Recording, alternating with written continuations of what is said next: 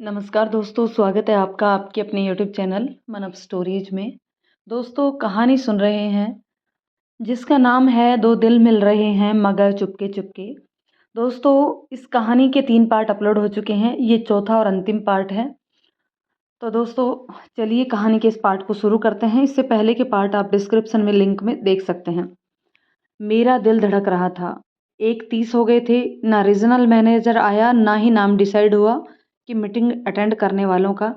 हम सब बार बार उनके पीए से पूछ रहे थे, साहब कब आएंगे, और उसका एक ही जवाब था, फ़ोन बंद है साहब का। कुछ देर बाद पीए ने आकर खुशखबरी सुनाई, साहब आज नहीं आ पाएंगे, वो किसी दूसरी मीटिंग में है। ओह वाह! जैसे मेरी कोई लॉटरी लग गई थी। मैं खुशी से उछला। सब मुझे देखकर चौंके और मैं चेंप गया। मैंने उसे झट से मैसेज कर दिया, मैं फ्री हूँ। उसने मैसेज किया, कितना लेट बताते हो, 1:50 हो चुके हैं, मैं आपको अभी जगह डिसाइड करके बताती हूँ। कुछ देर बाद उसने बताया कि सेंट्रल पार्क के पास एक कॉफ़ी हाउस है, कॉफ़ी एंड कन्वर्स, वहाँ मिलिए। मैं जल्दी से अपना बैग उठाकर निकल लिया। उस रोज़ मैंने ब्लू शर्ट और जीन्स पहनी थी और रेबेन का छापे वाला डुप्लीकेट चश्मा पहन रखा था। कोई भी मुझे देखकर कह सकता था कि चश्मा नकली वाला लगाया हुआ है। खैर, चश्मा मुझे बहुत सूट करता है, ऐसा उसी ने बताया था। मैंने ऑटो किया और चल पड़ा। वो भी निकल गई थी। वो जगह उसके घर से उतनी ही दूर थी जितना मेरे ऑफिस से थी, पर वो मुझसे 15 मिनट पहले ही पहुंच गई थी। मैं लेट था और वो मेरा इंतज़ार कर रही थी।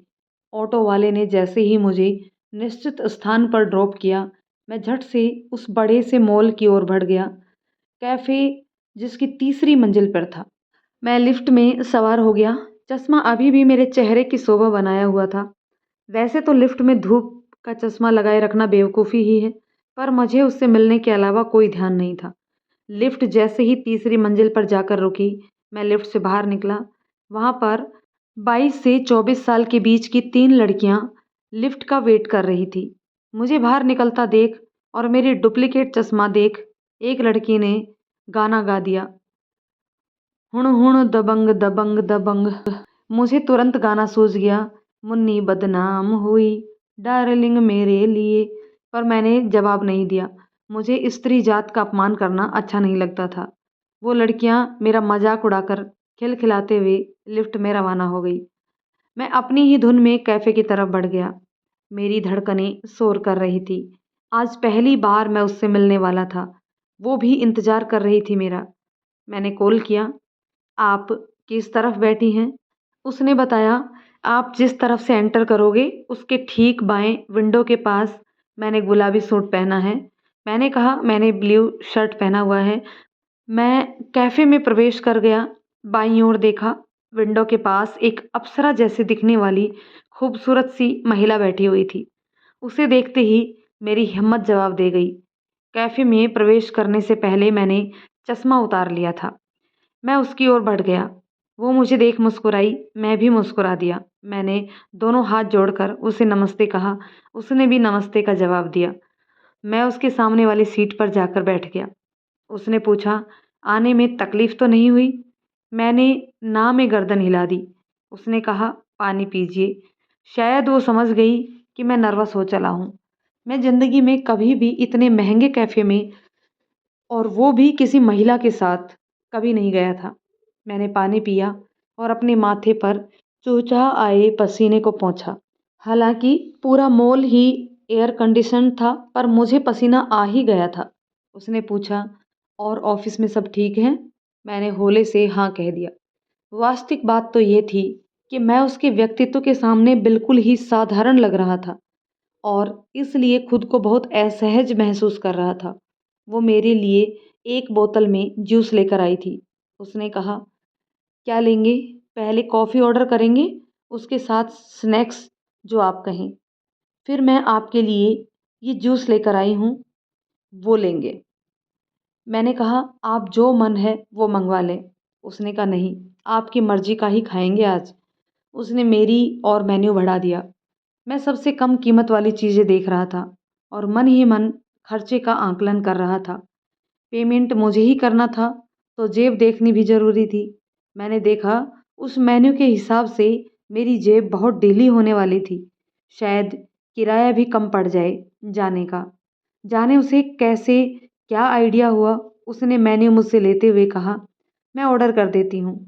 उसने सैंडविच ऑर्डर किया। उसने बताया, यहाँ के सैंडविच बहुत अच्छे होते हैं और ये कैफ़े जैसा नाम है वैसा ही है। यहाँ बैठकर हम काफ़ी देर तक बात कर सकते हैं।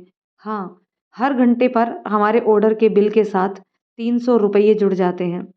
सुनकर मेरा कलेजा सूख गया। खैर, अब जो होना होगा देखा जाएगा। मैं उसके पैर देख रहा था। उसने गुलाबी नेल पॉलिश लगाई हुई थी, सफ़ेद रंग में बहुत ही कीमती सैंडल पहने हुए थे और उसके पायजेब बहुत खूबसूरत थे। उसकी सलवार का रंग सफ़ेद था, उससे ऊपर मैं नहीं देख पा रहा था। वो मेरी असहजता महसूस कर रही थी। उसने अपने हैंडबैग से एक किताब निकाली, कागज़ और कैनवास। उसने पूछा, आप अमृता प्रीतम को जानते हैं? मैंने कहा, जी, मैंने उनके बारे में सामान्य ज्ञान की किताब में पढ़ा था। वो पिंजर नामक उपन्यास लिखा था उसने। उस पर फ़िल्म भी बनी थी। उसने कहा, हाँ, ये कागज़ और कैनवास किताब अमृता प्रीतम की है। जब तक ऑर्डर सर्व हो, हम इसमें से कुछ कविताएँ पढ़ते हैं। उसने एक कविता पढ़ी। इतने में कॉफ़ी सर्व हो गई थी। मैं अब कुछ खुल गया था। उसने कॉफ़ी पीते हुए अमृता प्रीतम, साहिर और इमरोज़ के बारे में बताया। मुझे पहले ये सब पता नहीं था।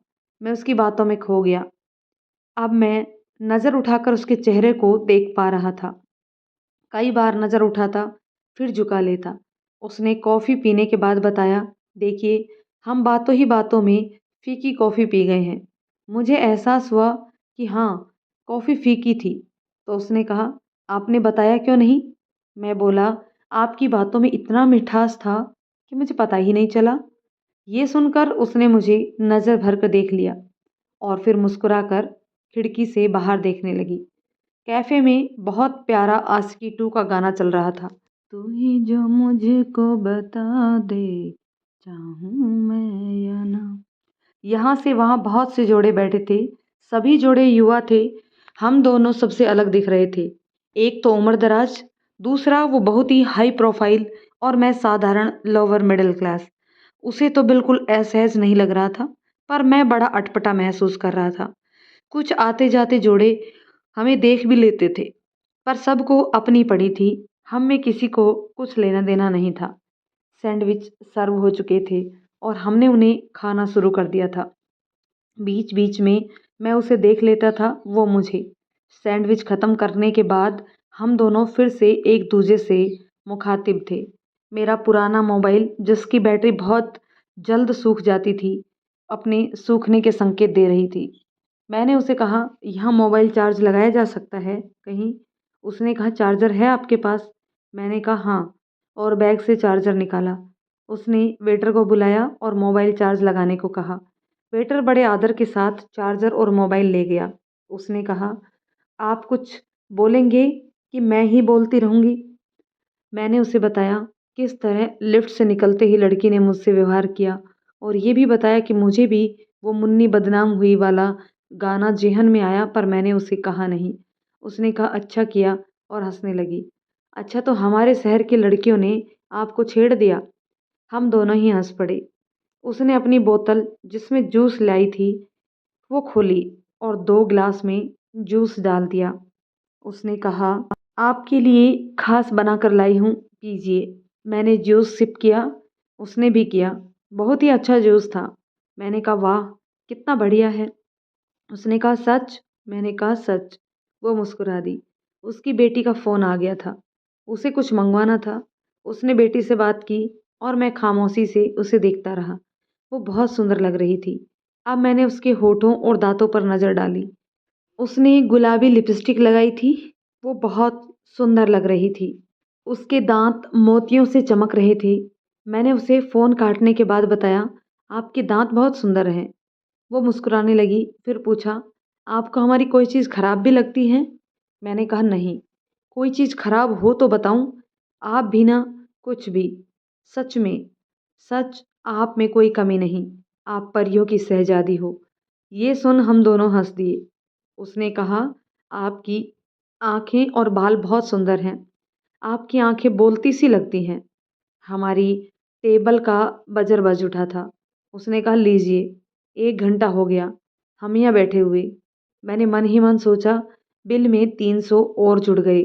उसने कहा, चलिए एक और कॉफ़ी पीते हैं, फिर हम राधा कृष्ण मंदिर चलेंगे। उसने वेटर को बुलाकर कॉफ़ी का ऑर्डर दिया और मुझसे बोली, इस बार कॉफ़ी फीकी नहीं पीनी है। हम दोनों मुस्कुरा दिए। हम दोनों वहाँ पर खुद को जन्नत के बीच में बैठे हुए महसूस कर रहे थे। उसने कागज़ और कैनवास मेरी ओर बढ़ा दी और कहा, एक कविता आप पढ़िए। मैंने कविता पढ़ी, पर मैं कविता वगैरह से ज़्यादा जुड़ा हुआ नहीं होने के कारण सही से पढ़ नहीं पाया, कविता के भाव उजागर नहीं कर पाया। तो उसने कविता का भावार्थ बताया। उसने बताया कि जब प्रेम होता है तो कुछ और नहीं होता, सब कुछ यूँ नीचे ही रह जाता है, जैसे पानी वाष्प बनकर उड़ जाता है और बादलों का रूप ले लेता है। प्रेम बिल्कुल वैसा ही है, वो सारे बंधन तोड़कर ऊपर उठ जाता है, जहाँ परमात्मा उसके नज़दीक होता है और दुनियादारी उससे दूर। उसकी व्याख्या सुनकर मुझे बहुत अच्छा लगा। उसने बताया, प्रेम का मतलब खुद का अस्तित्व खो देना होता है और वैसा ही हो जाना होता है जैसा हमारा प्रेमी है। जैसे कहते हैं, राधा कृष्णमय ही हो गई, बस प्रेम वैसा ही है। पानी अपना अस्तित्व खोकर बादल बन जाता है और बादल अपना अस्तित्व खोकर पानी। वाह! कितना प्यारा और सहज तरीका था उसका प्रेम को समझाने का। मैं उसे निरंतर छुप-छुपी नज़रों से देख लेता था और ऐसे करते हुए वो देख लेती थी, तो मुझे शर्म आ जाती थी। वेटर कॉफ़ी सर्व कर गया था। इसी दौरान मैंने तय कर लिया था कि साथी को कहकर कुछ पैसे ले लूँगा ताकि बैलेंस बना रहे। हम दोनों ने कॉफ़ी पीनी शुरू किया। इस बार उसने चीनी खुद मिला दी थी। कॉफ़ी पीने के बाद उसने वेटर से बिल ले आने को कहा। वेटर बिल और मेरा मोबाइल दोनों ले आया। उसने बिल टेबल पर रख दिया। मैंने पॉकेट की ओर हाथ बढ़ाया तो उसने टोक दिया, नहीं, यहाँ मैंने आपको इनवाइट किया है तो बिल मैं पे करूँगी। अगला बिल आप पे करना। उसने बिना बिल पर निगाह दौड़ाए 1000 का नोट उसकी बिल वाली प्लेट में दबा दिया। वेटर वो ट्रे उठा ले गया और कुछ चेंज वापस लाया, जिसे उसने देखा भी नहीं, और मैं सोच रहा था कि बिल मुझे ही देना चाहिए, पर जानता था वो ऐसा करने नहीं देगी। हम वहाँ से निकलकर दूसरे फ्लोर पर आ गए थे। उस फ्लोर पर एक शॉपिंग सेंटर था। वहाँ से उसने कुछ कपड़े खरीदे। उसकी खरीदारी देखकर मैं भौंचक्का गया। बाप रे! इतने महँगे ब्रांडेड कपड़े पहनते हैं ये लोग। ख़ैर, हम वहाँ से निकलकर नीचे आ गए। हमने एक ऑटो किया। उस ऑटो ने हमें राधा कृष्ण जी के मंदिर में छोड़ दिया। ऑटो के पैसे उसने ये कहकर दे दिए कि आप कुछ कोल्ड ड्रिंक्स ले आओ, मैं इसको पे करती हूँ। हम दोनों ने पहले मंदिर में जाकर राधा कृष्ण की जोड़ी को नमन किया। वहाँ प्रसाद चढ़ाना नहीं होता, तो दोनों ने दान पात्र में कुछ रुपये डाल दिए। उसके बाद हम उनके उसके एक गेट की सीढ़ियों पर जाकर बैठ गए। बहुत सुंदर वातावरण था वहाँ, बहुत शांति और सुकून। मंदिर ऊंचाई पर था, तो बहुत ठंडी हवा आ रही थी और वहाँ पर खुशबूदार गेंदे के फूल की खुशबू हमें महका रही थी। 5:20 हो चले थे। उस दिन मौसम बहुत खुशनुमा था। हम वहाँ अपने रिश्तों के बारे में बात करने लगे। मैं कह रहा था कि ज़िंदगी में जो रिश्ते हैं, उन्हें निभाना हमारी मजबूरी है। तो उसने बताया, उसे मजबूरी नहीं, अपनी ड्यूटी कहिए। चाहे कुछ भी हो, आपकी पत्नी आपके बच्चों की माँ है और मेरे पति मेरी बेटी के पिता। चाहे हम आपस में पति पत्नी के रूप में एक दूसरे के बिना रहने का सोच सकते हैं, पर बच्चों को दोनों चाहिए। बच्चों को माँ भी प्यारी होती है और पापा भी। तो हमें बच्चों के लिए भी रिश्ते बनाए रखने पड़ते हैं। उसकी बातें बहुत ही सही और सटीक थी। मैं मंत्रमुग्ध हो उसकी बातें सुन रहा था। उसने बताया कि वो अक्सर वहाँ आकर बैठ जाया करती है, जब भी अकेलापन फ़ील करती है तो। यहाँ आकर बहुत सुकून मिलता है उसे। हम यूँ ही बहुत सी बातें कर रहे थे। इस दौरान मेरा भी फ़ोन आया, फिर उसका भी। उसने कहा, कुछ देर है 6 बजने में, चलिए सूरज की फ़ोटो क्लिक करते हैं। सूरज दूर-दूर से मंदिर की गुमटी पर यूँ लग रहा था जैसे गुमटी पर किसी ने लाल मोती रख दिया हो। मैंने उसे कहा, मुझे आपका हाथ पकड़ना है। वो मुस्कुरा दी, बोली, चलिए देर हो जाएगी, चलते हैं। हम दोनों उठ खड़े हुए और हमने एक ऑटो ले लिया। उसने ऑटो वाले को यूँ किराए किया कि वो उसे उसके घर के आसपास छोड़कर वापसी में मुझे मेरे होटल के पास छोड़ दे। उस दौरान मैंने वहाँ से 2 फ्रूटी और ले ली थी। हम ऑटो में चल पड़े। हम दोनों ने फ्रूटी पीना शुरू किया।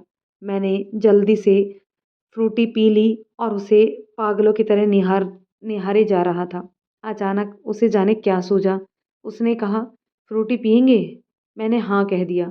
उसने अपनी झूठी हुई फ्रूटी मेरी ओर बढ़ा दी। मैं उसकी झूठी फ्रूटी को पीने लगा। मैंने थोड़ा सा पीकर उसे वापस लौटा दिया और उसने बाकी फ्रूटी पी ली। उसने वो फ्रूटी मुझे इसलिए थमा दी थी कि मैं उसे लगातार देख रहा था।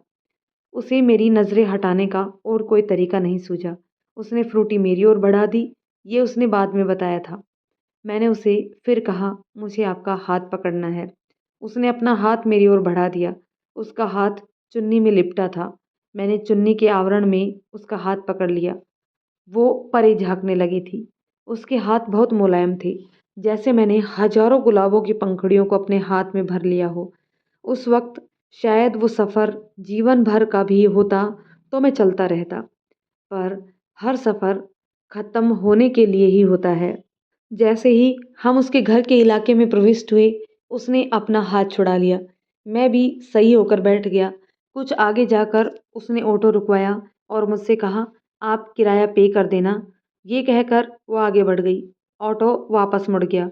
उसने मुझे पे करने को जानबूझकर कहा ताकि मुझे उसके सामने अपने बौनेपन का एहसास ना हो। कितनी समझदार है वो। सोचते-सोचते जाने मुझे ट्रेन में कब नींद आ गई। सुबह 5 बजे के आसपास में जाग गया। मैंने उसे कॉल किया, वो नींदी थी। उसने पूछा, पहुँच गए? मैंने कहा, नहीं, 3 स्टेशन बाद मेरा स्टॉप आएगा। उसने कहा, चाय पी लो। मैंने कहा, अगले स्टेशन पर। उसने कहा, तब तक ब्रश कर लो। मैंने कहा, बिना ब्रश किए चाय नहीं पी सकते? क्या ज़रूरी है ब्रश करना? सफ़र में भी? वो बोली, हाँ, ब्रश करना होता है। मैं कई बार सफ़र में ब्रश नहीं करता था। उस दिन के बाद मैंने तय कर लिया, हमेशा ब्रश करने के बाद ही कुछ चाय वगैरह पीना है, फिर सफ़र हो या घर। वो बोली, आप ब्रश वगैरह करो, फिर मैं आपको मैसेज करती हूँ। मैं नित्य क्रिया से निवृत्त होकर स्टेशन का इंतज़ार कर रहा था। उसका मैसेज आया, हमें अच्छा लगा आज आपने कॉल करके उठाया। काश आप रोज़ हमें यूँ ही उठाते। मैंने कभी सोचा भी नहीं था एक बंदा आएगा यूँ जीवन में, जीवन के इस अंतिम पड़ाव पर जहाँ हमारे लिए प्रेम सोचना भी ठीक नहीं था। आप आओगे और प्रेम से सरोबार कर दोगे। हम आपको बहुत चाहते हैं और आपके बगैर जीवन की कल्पना भी नहीं कर सकते। सच कहूँ तो भूल गए थे कि जीवन में सजना संवरना और प्रेम करना भी होता है। आपने आकर ये सब लौटाया। एक बात पूछनी है आपसे। पूछिए। आपका प्रेम हम पर कहीं आपका उपकार तो नहीं? कहीं आप हम पर तरस खाकर तो प्रेम नहीं कर रहे? आप ये क्या कह रही हैं? उपकार तो आपका है, परियों की शहज़ादी, जो मुझे प्यार दे रही हैं। मैं आपके लायक किसी भी तरह से नहीं हूँ। मैं आपसे सच्चा प्यार करता हूँ और ऐसा कभी भी मत पूछना please. Love you, hate you. उस मुलाकात के बाद हमें मिले 4 महीने बीत गए हैं और मेरा उससे मिलना नहीं हो रहा है। मैं इंतज़ार कर रहा हूँ किस्मत कब उससे मिलने का मौका दे। और दोस्तों, कहानी यहीं समाप्त होती है। अब ये कहानी कहाँ से मिली उसके बारे में आपसे बताती हूँ। इसे सुनकर दुखी ना होना। दरअसल पिछले दिनों सड़क दुर्घटना में एक मोटरसाइकिल सवार की मौत हो गई थी। दूर झाड़ियों में एक डायरी छिटकी पड़ी थी। मैंने देखा उस पर भी थोड़ा-सा खून लगा था। मैंने उसे उठाकर जैसे ही उसका नाम पता देखने के लिए खोला, उस पर सुंदर अक्षरों में लिखा था, 2 दिल मिल रहे हैं मगर चुपके-चुपके। मैंने चुपके से उसका पहला पन्ना थोड़ा-सा पढ़ा। पढ़ते ही समझ गए ये उस मृतक की छुपी हुई प्रेम कहानी का बयान है। मैंने सोचा मरने के बाद यदि इसे इसके घरवालों को देंगे तो मरे हुए आदमी से वो लोग नफ़रत करेंगे और हो सकता है उस औरत को भी खोज कर बदनाम कर दे। इसलिए चुपचाप डायरी अपने बैग में रख ली और वहाँ से चले आए। दोस्तों डायरी पढ़ी तो मेरी आंखें भर आई। इतना अनोखा, इतना पवित्र प्रेम था दोनों का। ओह! लेकिन उसका अंत क्या हुआ? एक की मौत। और जब मैंने उस औरत का सोचा तो कलेजा ही बैठ गया। अरे! इसकी सभी जीवन बीमा की पॉलिसी तो उस औरत जो उसकी प्रेमिका है के अंडर में है, सोचकर ही दिल कांप उठा। हे भगवान! क्या गुजरेगी उसके दिल पर जब उसके हाथों से उसकी मौत की बीमा क्लेम पहुंचेंगी? वो कैसे अपने आप को संभाल पाएगी? कैसे इसके क्लेम पर हस्ताक्षर करेगी?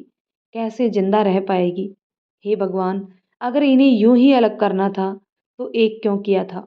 मुझे उस औरत की पीड़ा महसूस करके ही रोना आ रहा है और वो तो खुलकर रो भी नहीं पाएगी। ईश्वर के बहुत से निर्णयों पर मुझे बहुत गुस्सा है, शायद आप सभी को भी। दोस्तों, इसी के साथ ये कहानी समाप्त होती है। समाप्त तो पहले ही हो गई थी। कहानी आपको कैसी लगी कमेंट करके ज़रूर बताइएगा। यदि कहानी पसंद आती है तो इसे लाइक शेयर करें। चैनल पर नए हैं तो प्लीज़ चैनल को सब्सक्राइब ज़रूर कर लें। धन्यवाद दोस्तों।